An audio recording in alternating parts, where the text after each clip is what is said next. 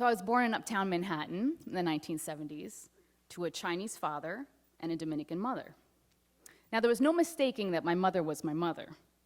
Guadalupe Altagracias Gomez de Reyes, AKA Lupe. She was the constant in my life and very much my Latin mama. Now, when I was a toddler, though, she divorced my Chinese father, Papi Wong, as I call him. But my older brother and I still saw him on the weekends and here and there, and we loved it because he'd take us to Chinatown shopping or to our favorite restaurants. I loved the ones that had the fancy chopsticks that went click, click.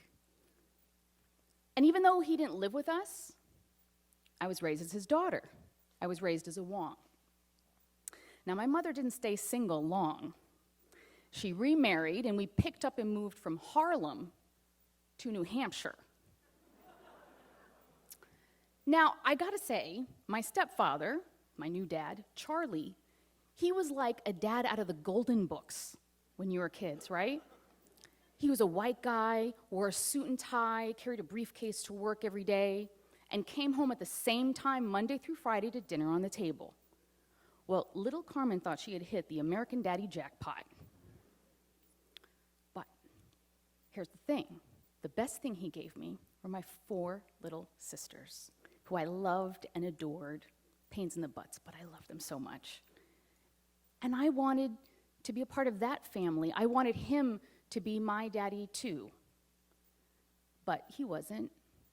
And so I grew up always feeling like an outsider, like an other. And you better believe, in 1980s New Hampshire, I was an other. I might as well have been an alien that landed there, an unwelcome alien in a place that was supposed to be my home. The little kids would make fun of me pulling up their eyes or bucking their teeth, or all these new creative slurs were thrown my way for being brown. And every once in a while, the grown-ups would get on that train. When I was in 4th grade at a parent-teacher conference, Sister Rachel said to my mother, my Latin mother, mind you, that the reason why I was getting all these straight A's, well, it was because, it's Carmen's Chinese side. Now, I may have been only 9 years old, but I knew enough to be insulted and embarrassed for my mother and me. I liked Sister Rachel a lot less after that. Because here's the thing, even though my mother wasn't the Asian parent, she was what some people would call a tiger mom, right? Lupe expected excellence from me at all times. If I dared to bring home anything but an A, she would say, well, are you an A or are you a B? Lupe saw education as a way of escaping her fate, working full-time at 15 years old to help support her family, married off by her father at 19, and there at that conference night in her 30s, pregnant with her 5th child. She wanted more from me. So in the car ride home from that parent-teacher conference, though, I was still pissed.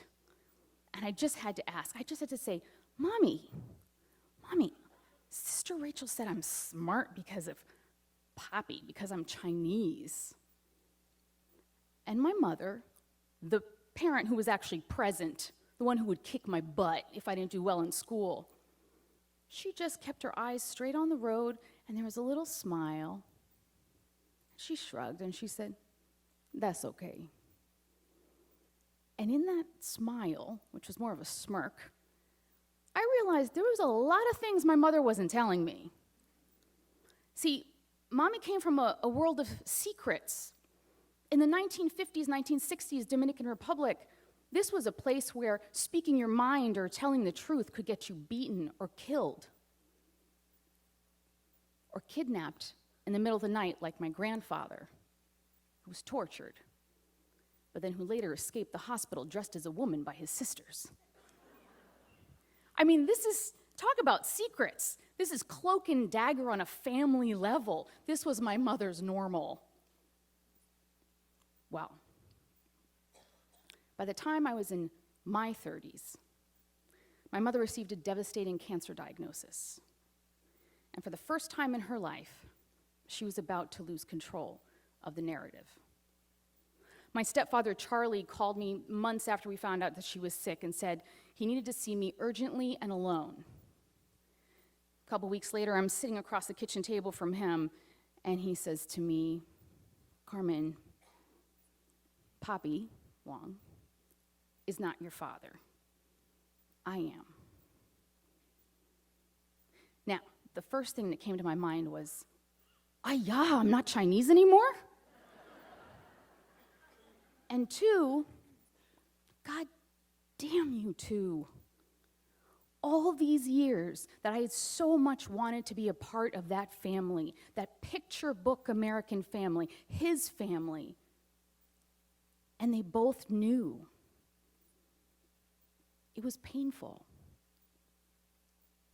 Now, I had to confirm this story, of course, with my mother, who I then told, and she confirmed it pretty much with a lot more dramatic flair. She was mostly just upset that he had gotten to me before she did. But, Mommy, you stage 4 colon cancer, how long were you going to wait, right? So there was many tears and questions and blame. But I made peace with my mother before she passed the following year. My relationship with Charlie, however, unfortunately, has never been exactly the same. How could it be? Well, years go by, and now we're living in a time when genetic testing is available to everybody, to the public, and affordable. And there's one thing my family loves, it's a sale. So, last holiday season, we all bought up a bunch of 23andMe and took the test at the same time. Now, I got my results back first. And I'm opening in that app, and what I'm expecting to see is a confirmation of this family secret, right? I'm expecting to see that I'm half Charlie, which is Italian, and then half my mother, which would be African and Spanish. Well, that's not what I saw. Portuguese. It says I'm half Portuguese. I frantically texted my sister Nina. She texted right back. She said, okay, don't worry about it, okay? Relax. Once we all get our results back and we connect, right? Because once we see our relationships and we connect our data, then we'll know what's right? So I pick up the phone and call my brother. He says pretty much the same thing. He says, don't worry about it. You know what? Maybe it's a mix-up. Once we connect and see our relationships and we're all linked up, then you'll see. You know, plus Italy and Portugal are kind of close to each other. So, no, that's not what happened. Once we all connected, now remember my sister Nina, my baby sisters, I'm supposed to be the same as her. We're supposed to be full siblings. And there it was, in large, extra large font, half sister. There was a third father. 6 kids in my family, and I didn't share a father with any of them. I felt so alone. But damn it, I was going to solve this mystery.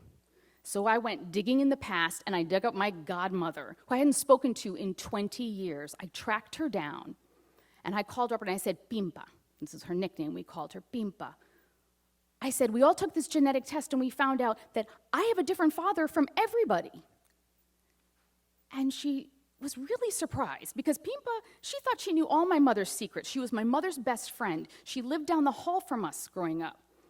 And she was a scholar now. She was a dual PhD. She looked at historical records to find shipwrecks in the Caribbean. My godmother was a treasure hunter. That's what I wanted right now. That's what I needed. But she was surprised, because even though she knew as well, seems like everybody knew, that Papi Wong was not my father, she also thought that it had been Charlie. I said, no, Bimba. It says I'm Portuguese. Oh.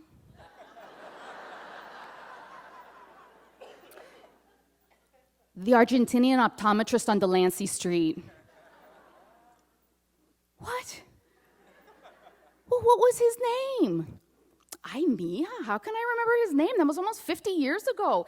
Listen, Your mother, don't judge your mother. She was lonely. Papi was already kicked out of the house, and so she was dating, and I was babysitting your brother when the dates would come and pick her up. So, yeah, there was Charlie, and then the optometrist. She had a part-time job at an optician on Delancey Street.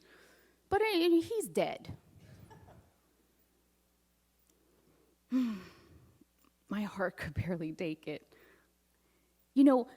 Have people really thought about the fact that, with genetic testing, we're looking at the end of family secrets. You're looking at a member of probably the last generation whose parents could futz around about their futzing around. Really. Here's the thing. My origin story, as I like to call it, or mystery, is still happening to this day. But here's what I do know. I know that Lupe did everything she could and came so far and did so much to give me options. I know that Charlie, I used to talk with him about the stock market to bond, and I ended up hosting my own finance daily TV show on CNBC.